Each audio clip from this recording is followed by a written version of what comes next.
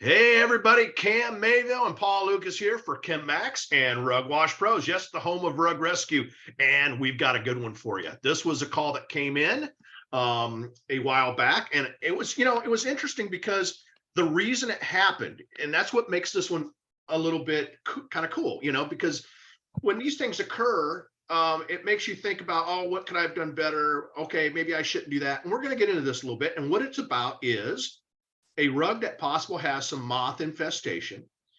And we didn't really see any signs of live stuff, but he wanted to be very cautious. And so what he did was, now this is a big rug. It was like I think a 9x12 Indo Tabriz with tea dye on it.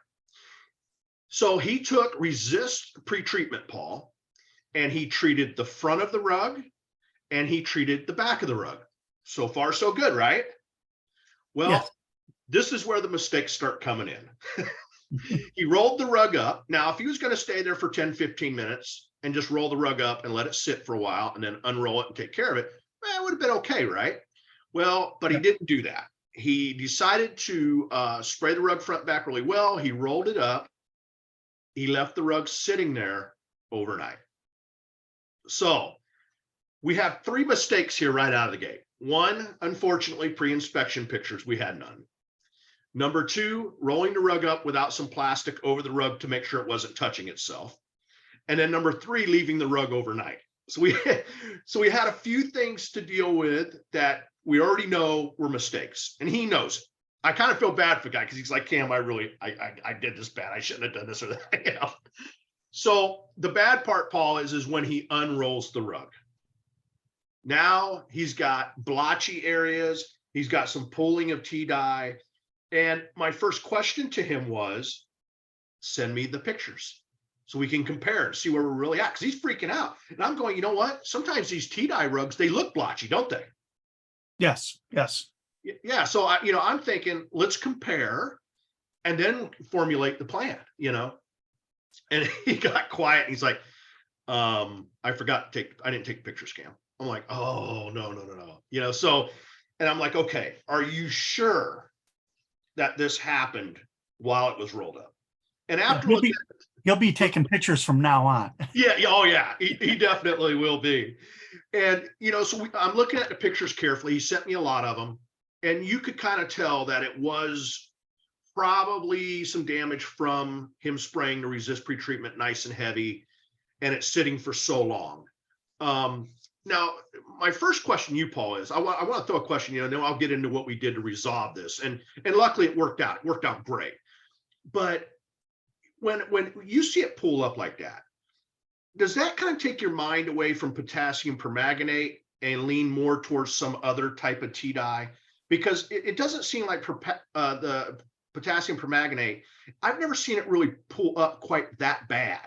Do you think it's maybe something else that the whoever made the rug could have done? Well, you don't know because, tea dye isn't when officially only one thing. It's kind of a generalization. So it could be henna, which is not really color fast, and that can move around, Okay. which is more like, a plant material kind of. Some people actually use tea, which is a mistake because it washes right off. Mm-hmm. Some people use coffee, which is a mistake because it washes right off. But potassium permanganate is really a very strong oxidizer, which is kind of weird. But when it dries, it's kind of a dark purplish color.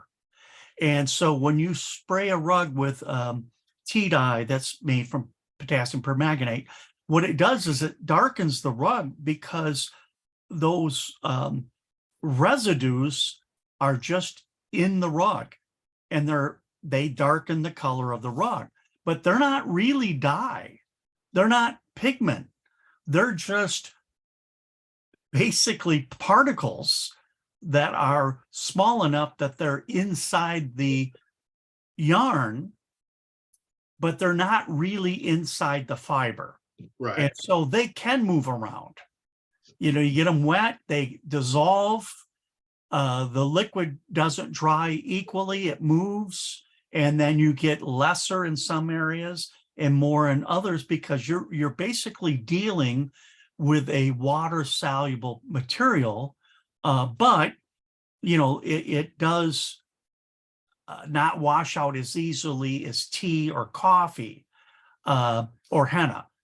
So it is more permanent. Now, when we make tea dye and sell it, but ours is actually dye.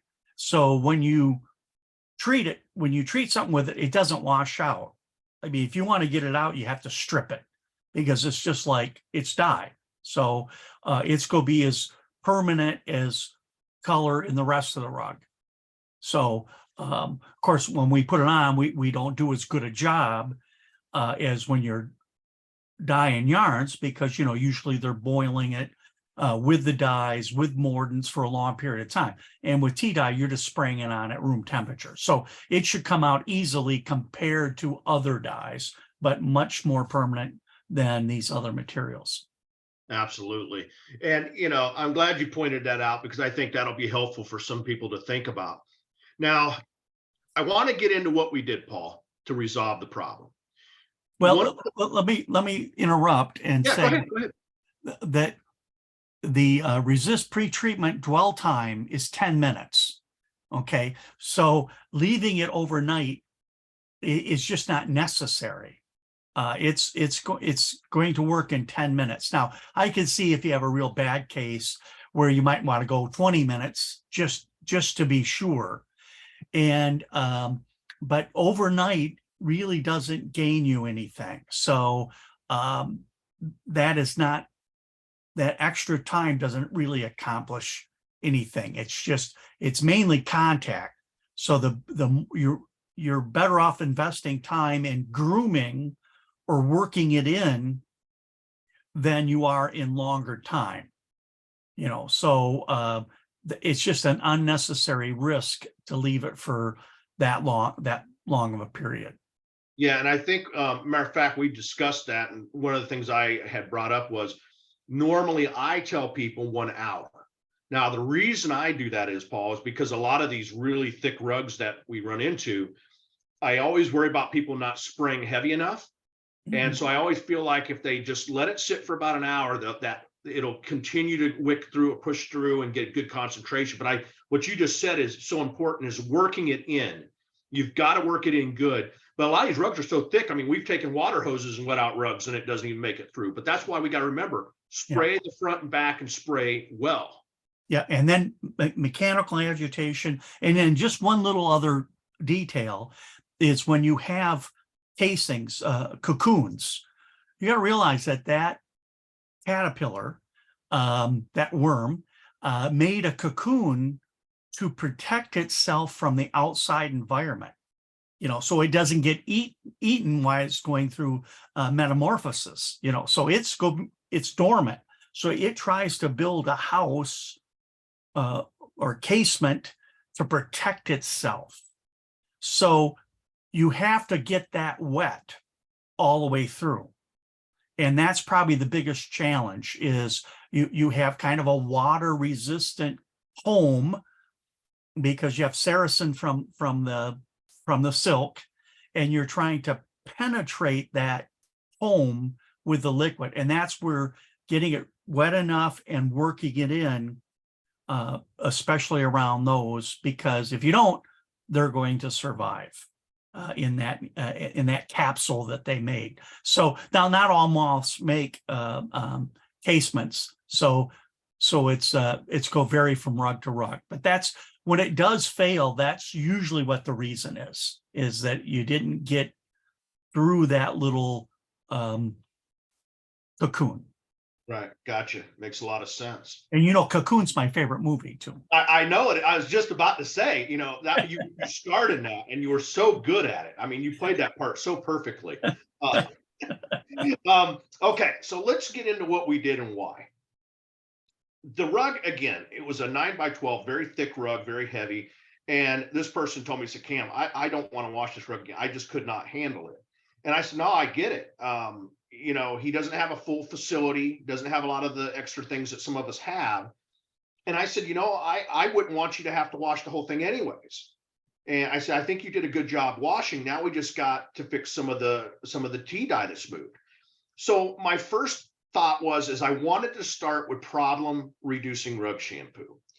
And I wanted to test and see how it would do if we were just to kind of wipe an area with it and see if it moved. And we were getting a little bit of movement, but not much. So we went ahead and pre-sprayed the rug. Instead of washing it, we pre-sprayed it with problem reducing rug shampoo. And I had him truck mount it, which he did. And when he was done, we groomed it well, took a look, was not happy with it. It was better, but it wasn't enough. So my next plan of action was, and I had wrote this out for him, or we discussed it on the phone. I think we discussed it on the phone and he wrote notes. We went to 2 ounces of dye stripper per gallon of warm water, lukewarm water. And we pre-sprayed the rug again, groomed it in, and then I had him truck mount it. That came out better. Now we were at where he felt it was acceptable, where he was going to be okay. So then what we did is we went back and we put a coat of peroxide on it and groomed that in really well, because I don't think he had ancient secret formula. So we went to what we could get quickly. So we put peroxide on the whole rug, sprayed that on there really well, groomed that in and left it. And the reason we did that, Paul, is just because I was concerned with us spraying. You never know if the tip's dripping or something and you get drips of the dye stripper and it's not even or something, or when you're wanding it, you don't flush it out quite enough. And then you get these areas where it takes a little too much out. So I was kind of concerned about that. So I wanted to make sure that we didn't rely on just rinsing it, that we were also putting a stop to that reduction with that hydrogen peroxide 3%. Rug came out great. He brought it back to the customer. She's thrilled. So I'm really happy about that. But here's what I want to ask you about this situation. Was doing it that way and neutralizing it with the peroxide, was that okay to do? Were those steps sufficient? Yes. You want to neutralize. One of the main reasons is the reducing agent smells bad. So it has that rotten egg sulfur dioxide odor, and that's objectionable to most people. Theoretically, if you rinse it enough, you will remove the reducing agent and you'll remove that smell. But with surface cleaning, with extraction, you're not going to get that great of a rinse. You're going to get good rinse, but not great. And even rinsing it with 50 or 100 gallons of water on a 9x12, you still sometimes have that residual odor. Yeah. So by using an oxidizer, hydrogen peroxide in this case, then you're going to take it the other direction from being too reduced, which basically means you've added a lot of electrons. And what you're going to do is take some of those away. You're going to steal them back with the hydrogen peroxide. So you go neutralize that and get it back in balance. And at the same time, by doing that, you're getting rid of the odor. So that's wise. But hydrogen peroxide has a tendency to remove color. But in this case, that's what you're after anyways. So that's why we usually recommend using ancient secret formula, because that's an oxidizer, actually a stronger oxidizer, but less color removal, because it's much slower in activity and it doesn't tend to remove color as much as hydrogen peroxide. But it's got an oxidation number of 3, whereas hydrogen peroxide is only an oxidation number of 1. So it in effect is a stronger oxidizer, but less color removal. So that's really a better choice. But when you don't have it, 3% hydrogen peroxide is readily available. Absolutely. That's awesome, Paul. Thank you. So I want to recap just a couple things for everybody who's listening to this podcast. By the way, don't forget to hit the like button and please subscribe. We appreciate that. Paul from ChemMax and Rug Wash Pros, the more you guys are visiting our sites and checking things out, there's great content on both of them. You can also see the podcast on the Rug Wash Pros, and soon will be also, that link will be on the ChemMax site too. You can go to YouTube, you can go to Spotify, anywhere you get your podcast from, we're there. So please check it out. But I do want to recap real quick of some of the mistakes made, because this could have been a lot easier to deal with. So number one, Paul mentioned about the resist pretreatment. You need 10 minutes. If you make contact, 10 minutes. Yeah, I go a little bit longer. So if you're going to go a little longer, all you need to do is put a tarp down, preferably a piece of plastic down, and then roll the rug up. Now it's not touching itself. Keep it under an hour, folks, okay? 10 minutes kill time. If you want to go longer, an hour is more than enough. You can even put it in lay flat ducting. You can slide it into a bag and let it sit in there for a little bit. Being a moth rug, you might want to do that anyways, just if you're concerned of any cross-contamination. The other mistake was there was no pre-inspection pictures whatsoever. Makes it very difficult for Paul, myself, or anyone else to really help and know if we've accomplished fixing whatever the issue is. Like, for example, if the fringe is looking blotchy on an Indo rug, well, that's probably the potassium permanganate wearing out, the T-dye or whatever it may be, washing away. That's common. We see that a lot. So when someone freaks out over the fringes not looking right, we can look at a pre-inspection picture, go, hey, it was already like that. Call the client, see if they want to even it out, make some money. So now you went from thinking you're going to lose money to making a little bit of money. So, that was another thing, is making sure you have those pre-inspection pictures. And the other thing is, testing. He could have tested those areas really good. He could have wiped down the rug before he applied the pre-resist and see if any color was moving. I bet you from the way this went, if he would have done a crocking test anywhere on that rug, he would have been getting some color. It may have not been a lot, but it may have been enough to make him go, I better be careful here and not set this overnight. So I want you guys to think about those things, because they lead to issues that just sometimes make it so difficult. And in the end, it may have not even been him. It might have even been there, but we don't know, Paul. We have no idea if it was even there. But the good news is it got fixed and it looks a lot better. Very good. The one thing I would add to that is, when you're thinking, I need to give this more dwell time because it's this or that really you should rethink that and say, well, I better groom it in better. I better work it in better. Maybe I need to use a rotary. Maybe I need to use a brush. Maybe I need a little more working time with it. And that's really what the issue is, because if we get physical contact with the insect or the microorganism, the kill time is really seconds. So that the extra time is for delivery. If we don't get it physically to touch, it's not magic. It doesn't work. Misses don't hurt the organism.